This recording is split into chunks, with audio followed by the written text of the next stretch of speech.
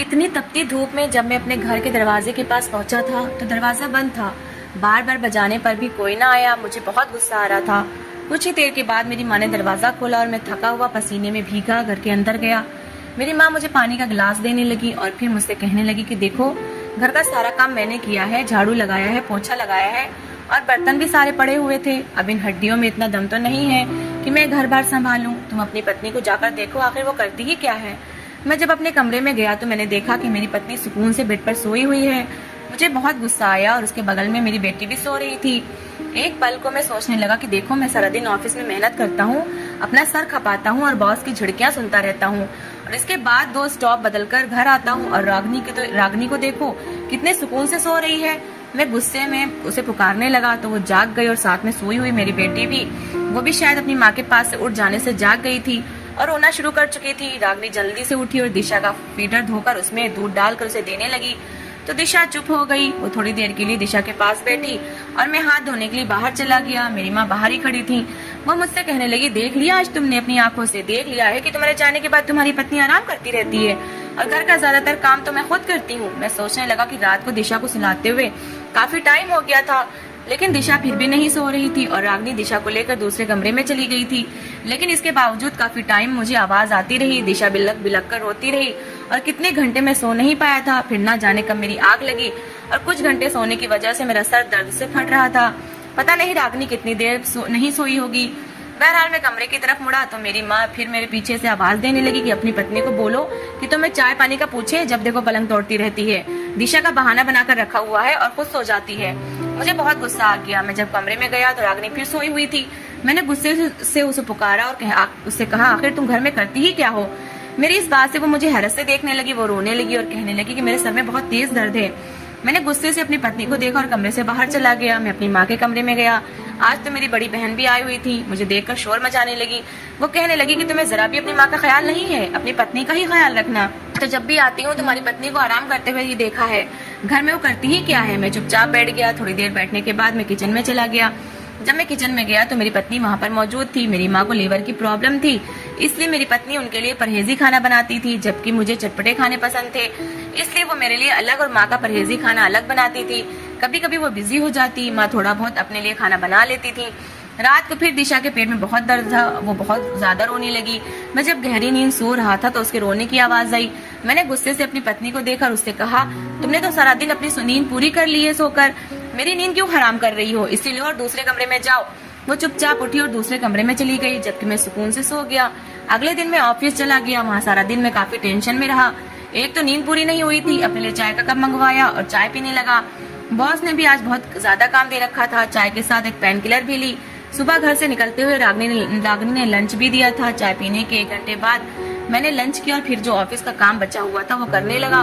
3 बजे ऑफिस से छुट्टी हो जाती थी, लेकिन मेरा काम अभी तक पूरा नहीं हुआ था क्योंकि आज मेरी तबीयत बहुत खराब थी। मुझे बहुत चिड़चिड़ापन महसूस हो रहा था। एक तो दिशा ने भी तंग किया हुआ था और ऊपर से दीदी के 2 बच्चे भी आए हुए थे। बहरहाल 4 बजे तक मैंने अपना काम खत्म किया और मेरी उस वक्त बस भी जा चुकी थी। काफी टाइम में दूसरी बस का इंतजार करता रहा। इसके बाद मेरी बस आई और मैं उसमें बैठ गया। गर्मी भी बहुत थी। मैं घर आया तो रागनी कमरे में ही मौजूद थी और दिशा को सुलाया हुआ था। मैंने गुस्से से उसे देखा और कहा कि तुम अब जागी हो, लेकिन वो कहने लगी, नहीं, दिशा की तबीयत बहुत खराब थी, मैंने अभी दवाई देकर इसे सुलाया है, इसके पेट में बहुत दर्द था। वो उठी और मेरे लिए चाय पानी लेकर आई। मैंने उसे चाय बनाने के लिए कहा। वो चाय बनाने के लिए किचन में गई तो माँ मेरे कमरे में आ गई और बैठ गई। मैंने अपनी माँ से हालचाल पूछा तो वो कहने लगी, रमन बेटा, तुम्हारी पत्नी अब उठी है, कुछ भी नहीं करती। मुझे बहुत गुस्सा आया। मैं उठा और किचन में रागनी पर चिल्लाने लगा।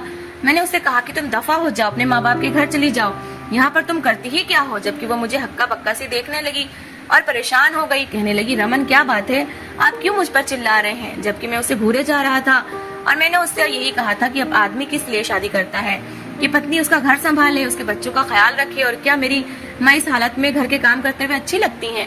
तुम्हें जरा भी ख्याल नहीं है कि मेरी माँ की तबीयत भी ठीक नहीं रहती। जबकि रागनी मुझे परेशानी से देखे जा रही थी। कहने लगी, नहीं रमन, मैं सारा काम खुद करती हूँ। अब सारा काम करने के बाद मैं कमरे में जाकर आराम कर रही थी। पूरी रात दिशा ने भी मुझे सोने नहीं दिया, जबकि मैं इसी बात पर अड़ा हुआ था कि नहीं, मैंने खुद कल अपनी आंखों से देख लिया है कि तुम क्या कुछ करती हो। जब मैं आया तो तुम सो रही थी। रागनी चुप रही, कुछ ना बोली, जबकि मुझे बहुत गुस्सा आ रहा था। मैंने गुस्से से उससे कहा कि दफा हो जाओ, अपने माँ बाप के घर जाओ और जितना मर्जी आराम करो। वो चुप हो गई और जाकर उसने अपने भाई को फोन किया। कुछ ही देर में उसका भाई उसे लेने आ गया था। उसने अपना और दिशा का सामान पैक किया। जब मैंने देखा कि वो दिशा के कपड़े भी रख रही है और उसकी जरूरत का सामान भी, तो मुझे और गुस्सा आ गया। मैंने वो सामान उसके बैग से निकलवाया और उसे बहुत डांटा कि तुम्हें जाना है तो जाओ, लेकिन मैं दिशा को तुम्हारे साथ नहीं भेजूंगा। जबकि वो रोए जा रही थी और जिद कर रही थी कि नहीं, दिशा मेरे बगैर नहीं रह सकती, आप कैसे उसे संभालेंगे। मैंने उससे कहा कि तुम बस घर में एक ही तो काम करती हो, तुम्हें बस दिशा को ही तो संभालना होता है, जबकि बाकी के सारे काम तो माँ करती हैं, तो दिशा को भी वो रख लेंगी।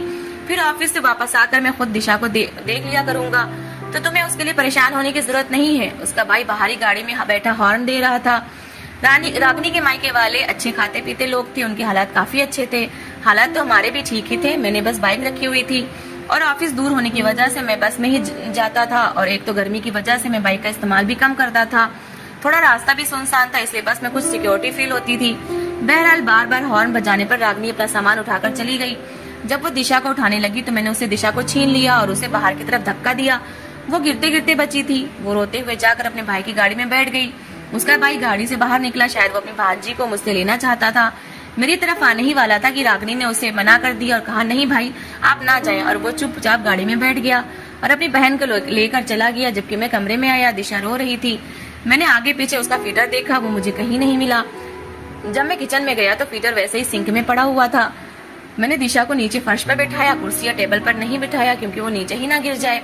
उसे फर्श पर बिठाकर मैंने फीडर धोया, फ्रिज से दूध निकाला और गर्म किया और दिशा को फीडर में डालकर दिया। फिर मैं उसे कमरे में ले आया। काफी टाइम हो गया था। मैंने सोचा कि अब तो कुछ खाने का भी देखना है। माँ के कमरे में गया और माँ से पूछा कि क्या पकाना है। माँ कहने लगी क्यों, तुम्हारी पत्नी ने कुछ नहीं पकाया। मैंने कहा नहीं माँ, वो तो चली गई, मैंने उसे घर से निकाल दिया है। माँ मुझे हक्का बक्का देखने लगी और कहने लगी रमन आज तो मेरी तबीयत भी बहुत खराब है। जब मैंने अपनी दीदी की तरफ देखा तो वो बेड पर सर लपेटे लेटी हुई थी। मैंने उन्हें कुछ भी नहीं कहना ठीक नहीं समझा। यही सोचा कि दीदी घर में भी सारे काम करती रहती हैं, बच्चे भी संभालती हैं और घर भी उनका अलग है, यहाँ पर आती हैं तो कुछ आराम कर लेती हैं। और माँ का मुझे खुद ख्याल था। मैं किचन में चला आया। किचन में आकर मैंने देखा सब्जी बनी हुई थी, यानी रागनी सब्जी बनाकर गई थी। जब मैं ऑफिस से आया था तो वो सब्जी बना चुकी थी। फिर इसके बाद मैंने किचन में देखा कुछ बर्तन पड़े हुए थे। मैंने सोचा माँ इन्हें कैसे धोएंगी, माँ की तो तबीयत भी ठीक नहीं है, इसलिए मैंने खुद ही धोना शुरू कर दिए। थोड़े से बर्तन थे, बहुत जल्दी धुल गए। जब मैंने शेल्फ पर रखने लगा तो मुझे दिशा के रोने की आवाज आई। मैं भागता हुआ कमरे की तरफ गया। अपना फीडर खत्म कर चुकी थी, वो बहुत ज्यादा रो रही थी। मैं उसके पास गया और उसे उठा लिया। जैसे ही उसे उठाया तो मुझे अपने हाथ पर गीलापन महसूस हुआ। मैंने देखा तो दिशा ने पॉटी की हुई थी। अब ये काम तो माँ के करने के नहीं थे। मैंने जल्दी से दिशा का पैम्पर चेंज किया और बहुत बुरे दिल से चेंज किया, यहाँ तक कि मुझे उल्टी भी आने लगी थी। लेकिन बहरहाल मुझे ये काम भी करना था। पॉटी साफ करके मैंने दिशा के कपड़े चेंज किए। कपड़े चेंज करने के बाद मैंने दिशा को झूले में लिटा दिया और वो सुकून से लेट गई। शायद वो इसलिए रो रही थी कि उसका पैम्पर गंदा था। फिर इसके बाद मैंने बेड से सारी चीजें उठाई और बाहर फेंकी। जब बेडशीट को देखा तो वो भी गंदी थी। मैंने वो बेडशीट उतारी और अलमारी से धुली हुई बेडशीट निकालकर बेड पर बिछा दी। फिर वॉशरूम गया और जाकर दिशा के कपड़े और बेडशीट धोई। अभी मैं धो ही रहा था कि मुझे दिशा की रोने की आवाज आई। मैं भागा हुआ कमरे में आया और यही सोच रहा था कि कहीं दिशा न गिर जाए, क्योंकि अभी उसे बेड या झूले से नीचे उतरना नहीं आता था। मैं उसे उठाकर माँ के पास चला गया। मैंने कहा माँ थोड़ी देर दिशा को देख लीजिए। मैं उसे माँ के पास छोड़ आया और आकर बेडशीट धोकर छत पर फैलाकर वापस आया तो मैं किचन में चला गया। मैंने सोचा कि सब्जी तो रागनी बनाकर गई है, लेकिन मुझे रोटियां भी देखनी है। मैंने सोचा कि चलो कोई बात नहीं, मैं बेलन पर कुछ न कुछ कर ही लूंगा। दीदी की तबीयत भी खराब है और माँ से तो मैं ये नहीं कह सकता कि माँ कुछ बना कर दें।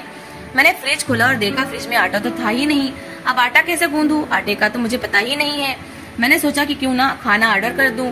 मैंने माँ का परहेजी खाना देखा तो वो भी बना हुआ था, सिर्फ रोटियां मुझे ऑर्डर करनी थी। मैंने रोटियों का ऑर्डर दिया और फिर माँ के कमरे में चला गया, क्योंकि मुझे दिशा के रोने की आवाज आ रही थी। मैं दिशा को उठाकर ले आया और उसे चुप करवाने लगा, लेकिन मुझे महसूस हुआ कि शायद उसे भूख लग रही है। मैं किचन में गया और उसके लिए सेरेलैक बनाया।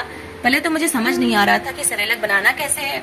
फिर इस डिब्बे के ऊपर लिखा हुआ था कि इसे किस तरह से बनाना है। मैंने सेरेलैक बनाया और दिशा को खिलाने लगा। उसने खाते खाते फिर कपड़े गंदे कर लिए थे। मैं उसे खिलाने के बाद उसके कपड़े चेंज करने लगा। तब तक रोटी भी आ चुकी थी। दिशा को बेड पर बिठाकर कुछ छोटे छोटे खिलौने रखे तो वो उनके साथ खेलने लगी। इतने में दरवाजे पर बेल बजी। शायद होटल वाले ने रोटियां भिजवा दी हैं। मैं रोटी लेने बाहर गया और रोटी लेकर किचन में आ गया। किचन में आया तो सब्जी ठंडी पड़ी हुई थी, क्योंकि वो तो काफी टाइम पहले रागनी ने बना ली थी। शायद इसलिए कि दिशा उस वक्त सो रही होगी तो उसने सब्जी बना दी होगी, क्योंकि बच्चों को संभालना कोई आसान काम नहीं है। पिछले इन 3 घंटों से मुझे इस बात का एहसास हो रहा था। मैं माँ के पास गया और माँ से कहा कि माँ आप उठकर सब्जी ही गर्म कर दें, जबकि माँ ने मुझे साफ जवाब दे दिया कि नहीं रमन बेटा, मुझ में तो चलने की भी हिम्मत नहीं है। मैं किचन में आया और अपनी और माँ की सब्जी गर्म की, उन्हें उनके कमरे में दे आया और अपना खाना लेकर अपने कमरे में आ गया। ईशा अभी तक अपने खिलौने के साथ खेल रही थी। मैंने जल्दी जल्दी मोटे मोटे निवाले तोड़कर खाना खाया और यही सोचा कि अगर दिशा ने रोना शुरू कर दिया तो सब्जी और रोटी ठंडी हो जाएगी। इसलिए मैंने जल्दी जल्दी खाना खाया और अभी खाना खा ही चुका था कि दिशा ने फिर रोना शुरू कर दिया। फिर मैंने दिशा को उठा लिया। उसे उठाए हुए मैं किचन में बर्तन रखने गया। चाय पीने का बहुत मूड हो रहा था। मुझे याद था इस टाइम खाने के बाद रागनी कभी कॉफी कभी चाय बनाकर मुझे देती थी और मुस्कुराती हुई मेरे पास आती और कहती आप थक गए हैं तो मैं आपका सर दबा देती हूँ, टांगे दबा देती हूँ। और कभी वो मेरा सर दबाना शुरू कर देती, कभी टांगे, और मुझे सुकून मिल जाता था। मैं किचन में आया तो चाय तो नहीं बना सकता था क्योंकि दिशा को उठाया हुआ था। मैं फिर कमरे में वापस आ गया। दिशा को एक खिलौना पकड़ाकर मैं जल्दी जल्दी किचन में गया और उसका फीडर धोकर उसमें दूध डाला और फीडर को ओवन में रख दिया। दूध बस 1 मिनट में ही गर्म हो गया। मैं जल्दी से फीडर लेकर कमरे में आया। तब तक दिशा के रोने की आवाज फिर आ रही थी। मैंने दिशा को फीडर दिया और वो चुप हो गई। फिर मैं उसे अपने हाथों पे लिटाकर कमरे में चलने लगा। कुछ ही देर बाद वो सो गई। मैं खुद भी उसके पास लेट गया। न जाने कब मेरी भी आंख लग गई क्योंकि पिछले 2-3 दिनों से मेरी भी तबीयत ठीक नहीं थी और मैं बहुत थकान महसूस कर रहा था। आधी रात को मेरी आंख खुली तो मुझे एहसास हुआ कि मेरा बिस्तर गीला है। मैंने जल्दी से साइड टेबल पर पड़ा लैंप ऑन किया और देखा तो दिशा का पैम्पर लीक था। मैंने जल्दी से उसका पैम्पर चेंज किया, उसके कपड़े चेंज किए, अलमारी से एक और बेडशीट निकाली और वो भी चेंज की। नींद इतनी ज्यादा आ रही थी कि वो कपड़े और बेडशीट मैंने ऐसे ही वॉशरूम में रख दिए और खुद भी सो गया और दिशा को भी सुला दिया। सुबह उठा तो काफी टाइम हो गया था। तब तक माँ नाश्ता कर चुकी थी, लेकिन जब मैं जागा तो माँ ने मुझसे नाश्ते का नहीं पूछा। मेरी दीदी के बच्चे भी आंगन में खेल रहे थे। दीदी ने भी मुझसे खाने का नहीं पूछा, जबकि मैं खुद ही किचन में आया और फ्रिज से ब्रेड और बटर निकाला और बगैर गर्म किए जल्दी जल्दी खाना शुरू कर दिया क्योंकि ना तो मुझे पराठा बनाना आता था और ना ही टाइम था। हालांकि मुझे नाश्ते में दही और पराठा पसंद था। मुझे नहीं पता था कि रागनी कब और कैसे दही बना देती थी, कितना दूध डालती थी और इसमें कितना दही मिक्स करती थी। मुझे तो बस हर चीज तैयार मिलती थी। बहरहाल मैंने ब्रेड खाई और जल्दी जल्दी तैयार होकर ऑफिस के लिए चला गया और दिशा को माँ को पकड़ा दिया। सारा दिन ऑफिस में बिजी रहने के बाद जब मैं घर आया तो मुझे गली से ही दिशा के रोने की आवाज आ रही थी।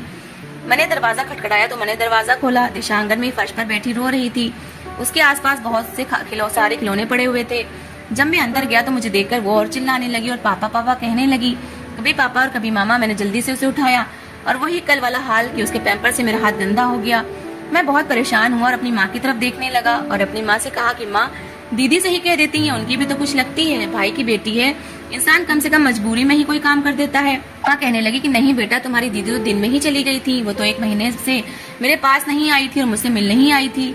मैंने माँ से कहा कि दीदी इतना तो देख सकती हैं कि आपकी तबीयत खराब है, 3-4 दिन रह लेती तो क्या हो जाता। लेकिन मैं तो शायद समझ गया था कि वो इन्हीं झमेलों की वजह से घर चली गई हैं।